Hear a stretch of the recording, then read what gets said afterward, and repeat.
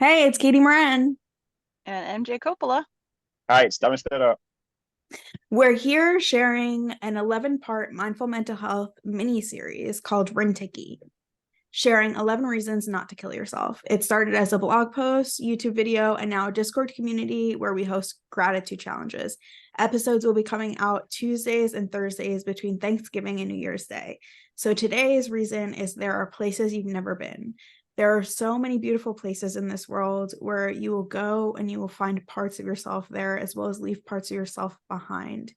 You need to keep going in the hope that one day you will be in those places and you'll be so glad that you decided to keep going when you felt like you couldn't. So welcome, everyone. Hi, everyone. We have Hi, a everyone. super, we have a super duper special guest in case you hadn't noticed by now. This is Darren. Darren is a good friend of Katie and I, and I think he's got a lot of perspective on this.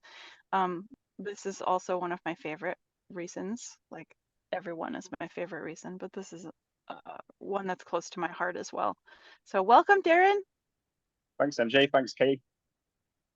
Yeah, so Darren is Yeah. one of the people that I think of specifically when I think of this reason because he has overcome so much adversity in his early life and so much of kind of like his healing journey and just like getting out there knowing that there's more to the world was through his traveling. And I think it's just gives so much perspective when I read kind of like his story of his early life to how he started traveling. Like it was so transformational for me to read and really eye-opening and powerful. So I'd love to hear a little bit of Darren's story and what was the role of traveling and finding those places to be in your life. Yeah, so traveling for me was always something I was called to do. It was like an internal pull. But growing up as I had a lot of childhood trauma, and we didn't really see the world. We were quite closed off, and I think I saw places I really wanted to experience. And I guess 20% of it maybe was escapism, wanting to get away from the situation, from my family, from the people I was around. But there was that internal nomadic adventurous spirit that I always had. And I started to get a taste of it around 16 when I went to Paris for a week on my own. And then when I went to university, I got a year in America. And then that really just solidified it for me. I was like, okay, this is something I want to pursue. Let me finish off the university and then just grab a backpack and shoot off. And that's what I did. I That's think that's so that's powerful. Yeah. I have to say I didn't really start traveling until probably I was almost an adult. Like um my biggest move was when I was 19 and I moved like 400 miles away or something like that. And that was the first time I'd really left home. So that's like incredible. I don't think really moved anywhere within like 100-mile radius for the longest time. Um, But how do you that's think, also oh, sorry. Darren, No, I was gonna say, like, probably you're gonna answer it because you're really intuitive about our conversations. Um, how do you think that when you first got to like see that there was a world outside of like your everyday life, like how did that impact you, like mentally, like moving forward? Uh, there was a bit of culture shock, to be honest, because you've envisioned this like life and this dream of you know to pull you through the trauma, and then when you actually step on a plane or you step off the plane in a new place, you've not left all that baggage behind. You still got it, and you're in this new place where there's new languages, new food, new cultures, and it hits you all at once. And I basically thought to myself, like, okay, I've managed to get myself here. Now I've got to really make the most of it. And it was tough. At the first part was one of the time I went to Poland, and I think I made all the mistakes you're not supposed to do in the first day. And then I was like, okay, now I get it. But it was always for me. It's like I had to wait until I was an adult because I had obviously my younger siblings, and then you kind of need adult money for it. To be honest, traveling is a privilege. People said, "Oh, how did you do so many countries?" You have to work at it. It's something you can just go, I'm going traveling. You need thousands of pounds or dollars to do so. So Yeah, it's adulting. It's like absolutely. Katie, did you have a question? Because I think you were talking in the middle of. I Yeah, apologize. so I have more questions specifically. So like your story kind of reminds me just of how much human potential there is and how it really is limitless, and just kind of like sometimes we seem to forget that, and this idea that when we can escape, we have that like escape velocity, and almost like we can kind of like take out the bounds that are like the boundlessness in our minds and like expand our horizons. And I love just like in your story about how you wanted to go to all these places and then you did, and that idea that you kind of like escaped what you were kind of like forced to overcome in your childhood, whether that be the adversity or just like kind of like the self-limiting beliefs that you formed over time. So I'd love to hear a little bit about that idea of like escape velocity, and how did you kind of like get the courage to face all this adversity, kind of like develop self-limiting beliefs, and then actually put yourself out there on a plane to kind of like overcome all of it at once. yeah, it's a great question. I'll start with the courage. I think it was around the age of 13 when I was going through probably the hardest time, and suicidal tendencies. And I sort of started to create myself a picture of the person I wanted to be. And that person was also called to travel. So I was just like, okay, I've got to do what I need to do over the next sort of decade so that I can get to that moment when I can travel. And the bit about going traveling was fairly easy for me. It was just a case of like saving the money. I found that to be the hardest because of the self-limiting beliefs and scarcity. But yeah, just getting on a plane and going, that was the easiest part. Like everybody thought I was crazy. I just picked a bag, pretty much like a full backpack, packed a bit of clothes in, and then just left for Poland. But I was about 23, 24, so I'd gone through all of this. I've overcome all of these challenges. To get on a plane and go to another country just felt easy. I tend to find, for me, the hardest stuff is the normal, quote unquote, normal day-to-day stuff. Get on the plane and go in to a different country or putting yourself in like a tricky situation, that's easy. And I guess that's probably because I built up this resilience and inner strength going through the stuff I went through as a child. But the escape velocity stuff is, you have to get out of the situation to see it clearly. Like I didn't realize how many limited beliefs I had because it was normal. It was normal because my family had them. The town I was in had the same beliefs. Like I mean, it was in a self-awareness, but getting away from that and then just like being in this cold country of Poland, I think it was around November, December, I just started to be like, oh, okay, you're in a new environment, and that just become clear. The stuff that was going on in my head and the things I was telling myself was clear because nobody else around me at that time when I was in Poland had these limiting beliefs. So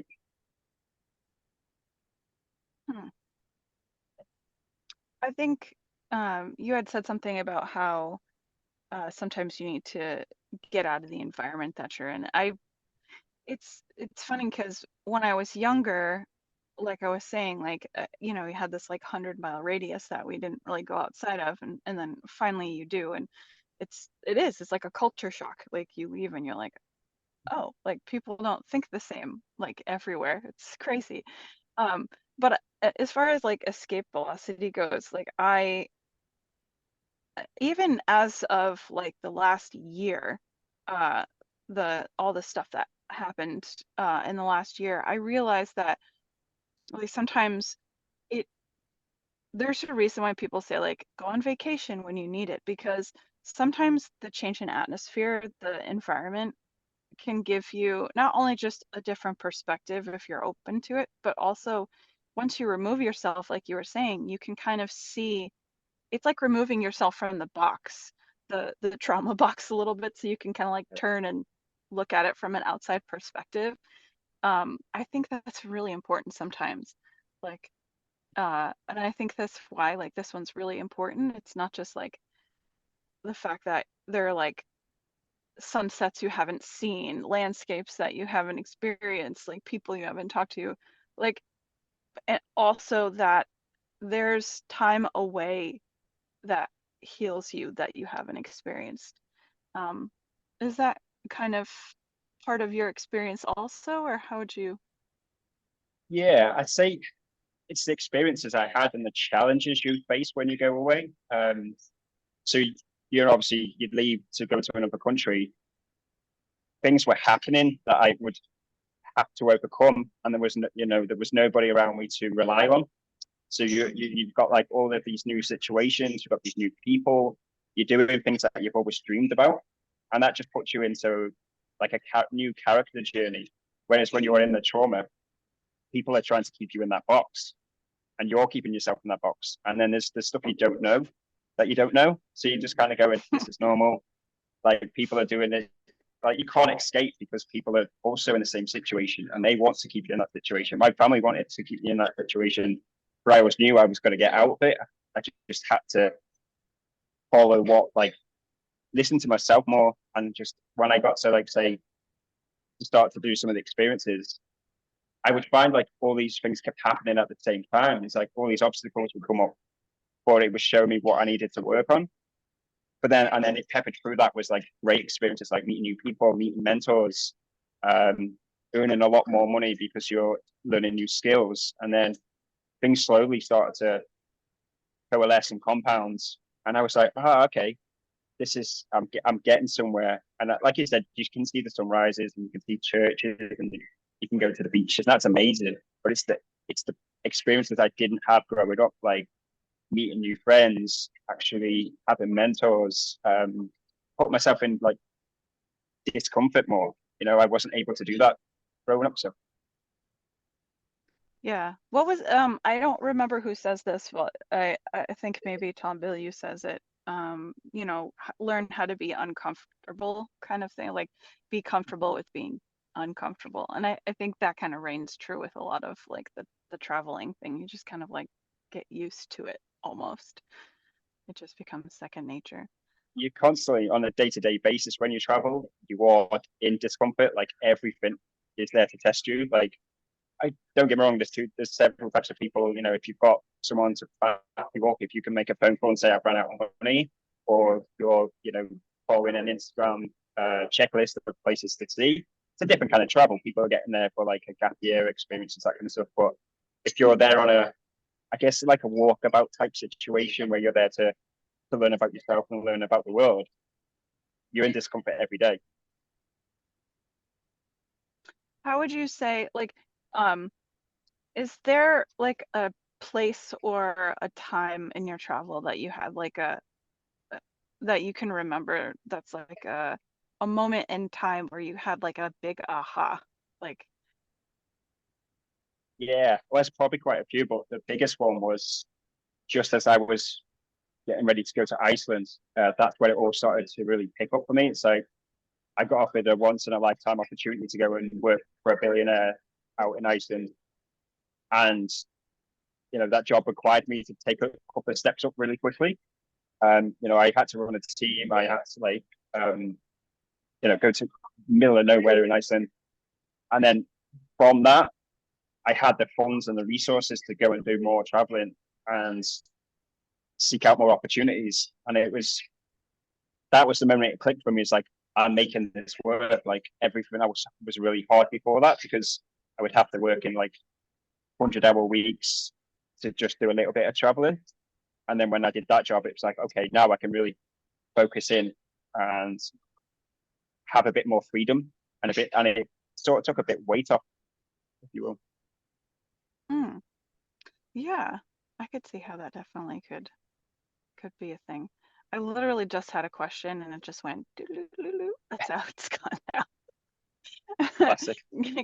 Katie, did you have any questions? Well, I try to I was just remember what I was gonna gonna say. bring up this idea, not only just traveling, but the idea of moving. And for me, when I was in college, I was sexually assaulted off campus in the Bronx, and it was very hard for me to be there. And for me, I wasn't doing well academically at the time that I was living off campus where it had happened, and I transferred to the Lincoln Center campus, and it was like a drastic change. Like, I moved to Manhattan.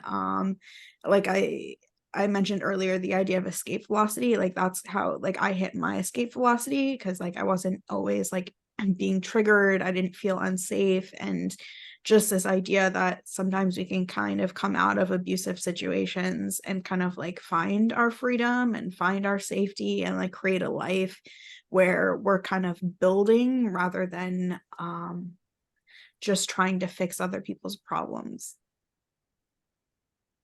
Yeah. I wonder if you both have this like same experience, but what I found when I initially come out of a situation where I changed my environment, like um this last one was different, this last move, but previous move that I did the end of last year, um like coming out of that situation and moving into a different environment, there was like this weird shock factor to it, like a disbelief, and things quieted down, or I had more peace. And it's almost like a panic that happens with that. At least for me, it was like, this can't be right, you know, because you're in slightly, or in my situation, it was kind of not necessarily abusive, but it was more toxic situation. And the it was just, I was like, silence almost was the trigger for having to like really re-up my therapy, because I was like, something's wrong. Like, I felt like moving was the wrong thing, not because it was wrong, but because now there was a sort of peace, and things settled enough where I can like look and see inside the box that I was just in. I don't know if that's an experience that anyone can talk I'd say to that as makes well. sense. It's kind of like when you jump into cold water and you get that shock. Um, I find when I first moved to university, as an example, I didn't know what to expect, and there was that calmness, so there was this peace, and there was like this. I was triggered constantly for the first, say, 6 months, because I wasn't getting, there was no toxicity, and I'd become so, my body becomes so regulated to it. I was expecting it constantly. For that 6 month period, I was able to go, oh, and just breathe for a second, have that space to work through what I had been going through. Um, I get what you mean. It's there's a piece, and it feels weird. It feels odd, like your body's waiting for something to happen, or wanting to make something happen. More so. There's a scene I talk about from a TV show called The Bear, and he's in group therapy and he's talking, and he's like, I try to remind myself to breathe and remind myself that there's not another shoe, but that's incredibly hard because there's always another shoe. And I remember that scene because I remember just like sitting with my mouth open, like that's exactly how I feel all the time. Like, that's how I was feeling at the time, like all the time, like just waiting for the shoe. And you're like, there's always another shoe. And then someone explained it to me like, um, the other shoe is like, explain it, or look at it not like it's a shoe, but like at the time it was fall where I was, and um, ex- think of it like the shoe is a seed, like, like a pine cone drops from a tree. Like, there's always going to be another pine cone that drops from the tree, but the reason for that pine cone dropping is to create another tree. And it was such a powerful perspective that it changed my mind from it being like I'm constantly waiting for that thing to happen. And because we all know, like, life's just not this like line, right? There's, peaks and valleys. And it changed it from looking at that like a constant anxiety of waiting for the thing to happen to, okay, all right, all right, I could see how it could be like a seed instead of a shoe. So I just wanted to share because that kind of reminded me of that scene from that movie, because that's kind of how I felt. What about you, Katie? Yeah, I think going back to what I mentioned earlier about transferring, I remember I like went to the dean and I had said that I wanted to transfer, and he said to me, you'd still have the same problems even if you transfer. And I remember like how devastated I felt because I like was so silent about what had happened to me, and just being in the environment, I felt kind of like this heaviness that I knew I wouldn't feel in Manhattan. And I think sometimes part of self-limiting beliefs is other people encouraging them and reinforcing them, and kind of like not only do we have to overcome our own self-limiting beliefs, but we have to not internalize other people's. And like when you were talking about kind of like that scene from The Bear, that reminds me just kind of like how much of the time that we have to kind of like check in with ourselves and like validate how we feel, even if we aren't necessarily responsible for how we like develop our self-limiting beliefs, but like our healing is what we are responsible for. Yeah. Taking into consideration other people as well as ourselves, like sometimes that can be hard. And sometimes that's why getting out of an environment could be good too, because speaking from experience with my last move, this current one that I'm currently going through, is that I loved everyone that I was with. Like everyone is, wonderful. I had created a great and, a fairly decent environment with what I was given.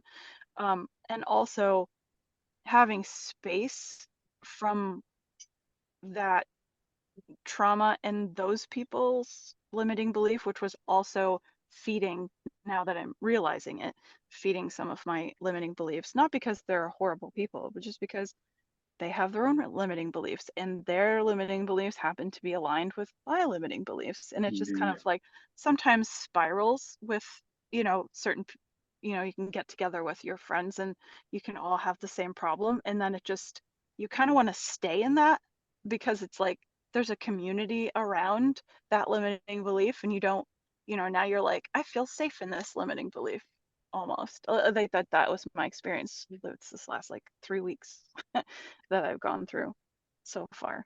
Yeah, So one of the things I love about the RNTKY community in the suicide prevention Discord is that when you have those limiting beliefs, you can kind of like vent, or like when you're experiencing other people's limiting beliefs and the weight of that, you can vent, and other people can be there and remind you that you're not alone, which I think is so powerful, because so much of the time it's hard to kind of like, it's hard to feel that our emotions are valid and that our reactions that are emotional are warranted.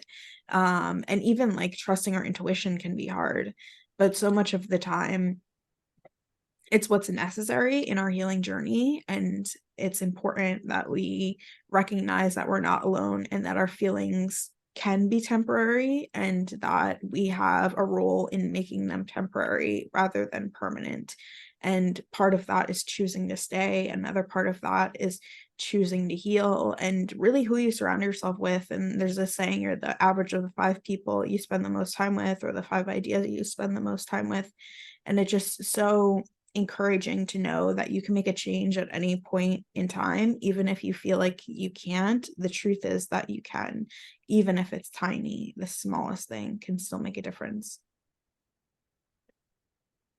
yeah, even I would have to say, even if, you feel, because I've been in situations and I know other people have been in situations where they can't up and change their environment right away. But maybe there's little changes like taking, like if you don't even have a few minutes to yourself, maybe it's taking a few extra minutes in the bathroom to yourself, because like that's kind of a good way to like extend some personal time. Or maybe it's, just going for a quick walk somewhere, just like to get away for a few minutes to get that perspective. It doesn't have to be large, it could be small. You know, Yeah, even just like reading a book, like, and escaping into like a different place. Like, it doesn't always have to be where your feet are, it could be where your mind is. And we've talked about in this series watching movies, listening to music, anything that can kind of like help you feel like you're not stuck in the place that you feel stuck in is something that's so powerful. And I know something I do when I feel like stuck in an emotion or something, I'll like listen to a song on repeat if it like makes me feel freedom from that feeling or emotion or situation. And just the idea that kind of like all these things can be tools that we use for our own mindful mental health, and that what we choose to put into our bodies and put into our minds and put into our souls and put into our hearts really does have an impact on what comes out. And so much of the time when we want to serve other people, it's so important that we serve ourselves first and that we put our healing kind of like as one of the top priorities. I actually want to ask Darren like a kind of almost a fun question. Like, what's one of the most favorite places that you've traveled, and like, and how did that impact you and your mental health, like that place? I would say Australia, because on one hand, it tested me probably the most, but because of their lifestyle, it's quite laid back and they're, very free and going. And I kind of hit that wall where I was, wanted to power through. And I was like, wow, the money's so good here. Let me work 100 hours a week. And they were like, no, just calm down, man. Like, go to the beach, go and do some stuff. You're working too much. And that was where and that was not even that long ago. And that was where I started to go, okay, what got me here isn't going to get me forward. So I have to kind of adapt and you take on a little bit, I think Kate said this earlier, of the places you go. So being around, my Aussie friends and bosses I had, I did start to slow down. And it just maybe though it doesn't feel like it these days, but I did sort of adapt to say, okay, there's more to life than just going 100 miles an hour in any direction. I just wanted to touch on something Katie said there about feeling stuck. There's sometimes like, even when I was traveling, there was moments where I would feel stuck, but it's always like you're stuck in other people's emotions sometimes, and you don't know that because it is reinforcing your own. And when you go, like even just like Katie often goes to the beach, and you realize, okay, maybe as soon as you move to and sit down, the emotion's gone because it maybe wasn't yours, and you disattach from that person or that situation, and then you have a moment to reflect. And I think that's some of the most powerful things I learned from some of my mentors traveling is half the time the experiences you've had weren't yours. I had to parent my mom, I had to parent my family. They weren't my emotions half the time. And it took me a while to realize what my emotions are, and I'm still working through that. Yeah, I think that's an important lesson to learn too. Thank you so much for sharing that, because that's a really good point. Sometimes we take on other people's emotions and feelings and thoughts. I don't know who said this, but who originally said it, but there's something, maybe it's, yeah, I'm not even going to speculate who said it. But someone said that the internal voice, a lot of the negative internal voice that you have in your head is not yours. Like, whose voice is that, kind of thing? And that's definitely a journey I've gone through, at least for the last decade, which is crazy to say. But yeah. I'd love to hear a little more from MJ. What are your top lessons from moving different places? Or I know you do kind of like retreats. Like, I don't know if it's like formalized retreats, but like you go to the woods and stuff. Like, what have you learned from those activities? And if you want, you could section them up, or just put it all into Yeah. one. So I kind of, like I was saying, like I go back a little bit to my childhood where, we didn't really travel a lot. And my dad's kind of a homebody, so we would stay, at the house a lot. And then, we started to go on vacations, but they weren't really that far. And then when I was 19, after high school, I had like a situation, and my parents had moved out of state at that point, because my sister and I are like 14 years apart. So I was graduating and she was going into school. So they're like, let's get out of here. So they left, and I had a situation. I had to move back where they were. So it kind of forced me to move to a different environment that I wasn't prepared for. That was the beginning of my like travel situation. And that move made me realize that I could do hard things on several levels. I may not have felt it at that point, but looking back, it kind of fueled the rest of my ability to adapt to environmental changes. So going forward, like fast forward, like after my daughter was born and all of that, I started to kind of explore Buddhism a little bit, and it opened my eyes, and the meditation gave me some strength in order to look at I I still have a hard time like with the initial travel. So like if someone's like, "Hey, let's go on a road trip to Spain or something." Like the getting to Spain would be the issue. But once I'm there, I'm comfortable, I'm fine, like let's travel around. So it's that like travel between like getting on the plane and all of that.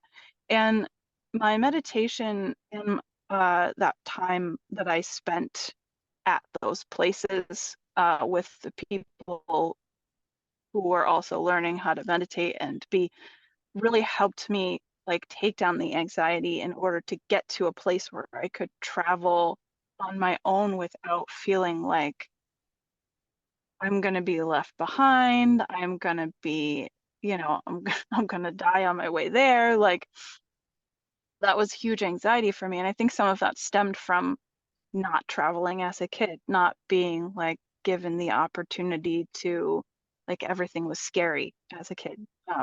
So I got over that, and not over it entirely, but it gave me so that led to my going away.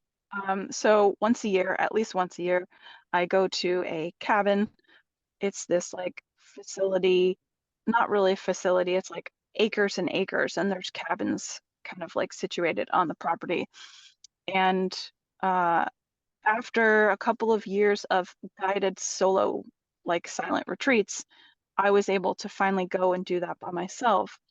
And those literally change the way I move about in the world, because I'm able to I shut off everything. Like I've learned to shut off my phone. Usually I don't take my computer anymore. Like I'll go with my notepad, and I will go with like teas, and sometimes I'll even fast through it. And it sounds really extreme if never experienced it, but that it allows me to literally take myself out of the box of everyday life and trauma and remove myself in such a way that I can look at the situation, my whole life, from a perspective that might be a compassionate outsider's perspective of my life. And it's been so incredibly helpful. I've made some of my best decisions after that, after those retreats that I do for myself. And I've, because of those, I realized that I can do things that I didn't realize that I could do before. And I don't have to be attached to other people's feelings. Like Darren was saying earlier, I have a tendency to and I don't know if it's because of trauma or just because I'm empathic, but I have a tendency to like just take on everybody's emotions in the room and otherwise. And so that being removed so much from people for that period of time, or when I do travel, or I do travel a lot. I like being in my car. Like I use that space to do that same thing, but on a smaller scale. And it does allow me to just remove myself emotionally from everyone for that time being, so that I can come back to myself and I can experience what it is to be me and my own energy. And it has been really, really helpful to do that. I, on that same note, it kind of fueled my purpose in a way, is because as some of you know, and as Katie and Darren know, like one of my biggest like dreams, my biggest goal is to create a similar environment for people, namely like creatives and musicians and the lot, where there is acreage and availability in cabins, but someone's there to host it, so that you don't feel like you are in the middle of the woods all on your own. Because that can be really, like, having someone on call at the facility, like where I went, was really helpful, because they didn't intervene. They weren't there, and most of the time I didn't even see them. But just knowing that they exist if I had an existential crisis, or if there was an emergency, someone was there, was super helpful. And I feel like I really truly think that people can benefit immensely from that, being able to get away and unplug and truly change their environment for even 3 days, like 2 days, whatever the time frame is. So I really want to get to a place where I can offer that for other people in a nice controlled environment in the middle, in the woods, in nature, because nature is just so important. Like, nature never judges. That's one of the things that you say. So we're getting there. We're closer this year, and next year we're getting there. I'm excited about it. But yeah.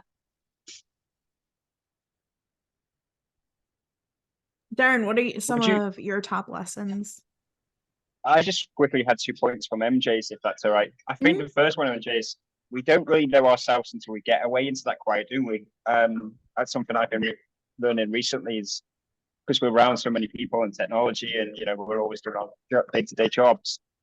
Is that silence? Like, we're always filling ourselves with so much out external noise that I don't know who I am in those silent moments half the time. So getting away from that, I just like journaling. I think that would be amazing. And the second point was, you discharge everything into nature, and nature just gives you then that calmness back.